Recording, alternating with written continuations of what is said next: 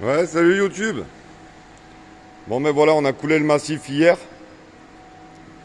Je l'ai légèrement pigmenté, histoire de retrouver un peu. Bon, là, on le voit pas trop bien. Mais ça, c'est un dallage. En fait, vous voyez, la dernière fois, quand j'ai fait le radier coloré, hélicoptère, poudrage et tout. Bon, ben, quand tu taquines bien l'histoire et que t'es un pro et que tu fais que ça, c'est des surfaces complètes que tu peux te taper. Là, j'ai pas de morceau, mais il est juste coloré en surface, en fait. Pigmenté, coup d'hélicoptère. Donc plutôt que nous on fasse une intervention bien grise, bah, du coup j'ai essayé de le colorer. Bon là j'avoue le contraste est saisissant, mais une fois que ça sera sale et tout, tu sais, ça se verra moins. Niveau température,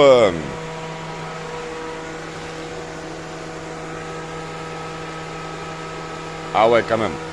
Ah, on doit bien être à 50 là. Facile en surface, je dois bien être à 50 degrés facile. Tu restes pas longtemps la main posée dessus. Donc bon il a pas bougé hein. Pas de micro, rien. Les caniveaux. Donc pour répondre à ta question Neuron, en fait je laisse entre 15 et 20 cm de béton sous le caniveau. Parce que c'est des caniveaux de passage lourd au cas où pour les nacelles et tout. Donc bah, tu vois la tranchée par rapport à la taille du caniveau. Regarde d'habitude en fait tu vois les mecs ils laissent beaucoup moins. Tu vois la taille de ma tranchée par rapport à la taille d'une tranchée normale quoi. Donc non, je suis pas inquiet. En fait, je me retrouve avec un U en béton qui vient englober complètement mon caniveau, quoi. Donc non, il y a ma problème. Le seul truc en fait ici, c'est que comme ils trimballent en fait des plaques en céramique et tout ça sur des chariots, je peux pas régler mon caniveau style avec un fil d'eau. J'ai pas de pente. J'ai même des fois des ding ding ding ding. Parce que je suis obligé de suivre le dallage pile poil en fait pour avoir zéro raccord en fait. Il faut pas que les chariots accrochent. C'est ça qui a été une tannée en fait. Parce que il a fallu pas mal d'essais en fait pour trouver déjà le revêtement de la grille en fait le plus plat possible. Qui a le moins encoche, qui fasse rebondir les chariots. Une tannée. Ah ouais, si, petit détail important, c'est normalement je devais rentrer la toupie en fait par le fond de l'usine, faire tout le tour, la ramener ici, ou installer la pompe, tu vois, donc couler le massif à la toupie, après on venait caler la pompe ici, on déployait, on coulait cette partie, après on se mettait de l'autre côté, on coulait l'autre partie. Sauf que hier la toupie là-bas elle passait pas, pourtant j'ai tout le monde. Hein. Mec de chez Lafarge qui est passé, le pompiste qui est passé, tout le monde m'a dit t'inquiète Francky ça passe. Mais non, ça passe pas. Donc c'est là où je répondais hier que c'était une torture mentale en fait. Pourquoi? Parce que je suis obligé d'étudier 3-4 plans de secours en amont. Hein. C'est pour ça que les 15-20 derniers jours j'étais demi-présent parce qu'en fait ça me prenait quand même du cérébral un peu. J'ai des délais qui sont tellement courts que je peux pas tout optimiser dans un seul plan. Si mon plan il marche pas, je m'écroule. Donc je m'étais organisé le plan idéal, le plan secondaire, le plan vraiment de la merde, et ainsi de suite. Donc là, le plan idéal, bon ben on sait qu'on va le mettre de côté, donc on passe sur le plan B. Après j'ai un plan C, un plan B, tu vois ce que je veux dire. Donc tranché. Ben pareil, là on est décaissé à 45, tu vois, pour le truc. Enfin j'ai 15 cm de plus. Comme ça, là, je viens pareil englober en fait mon caniveau dedans. Donc là, en fond de forme, je vais balancer une semelle de fondation.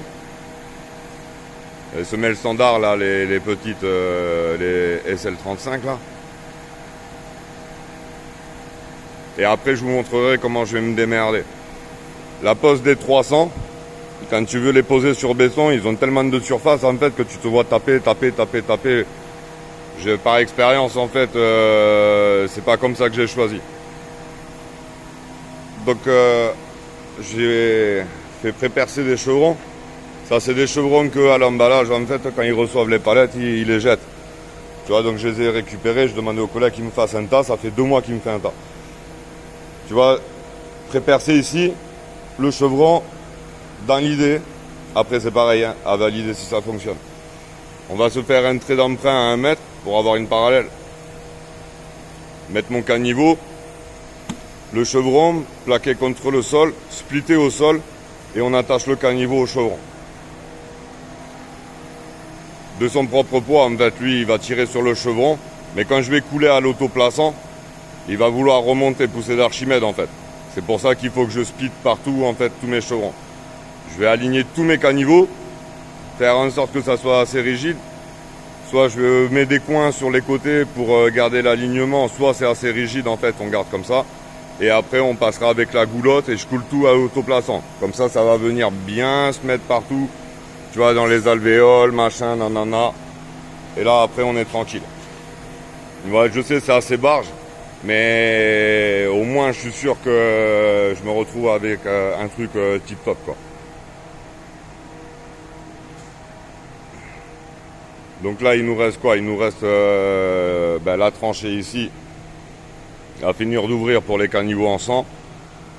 Aujourd'hui, je pense qu'on va commencer, enfin c'est plus que je pense, on va commencer la pause pendant que j'ai le terrassier en fait qui s'occupe de, parce que de cette ligne de caniveau en fait je repars là-bas avec un PVC pour raccorder en fait vers une grosse évac.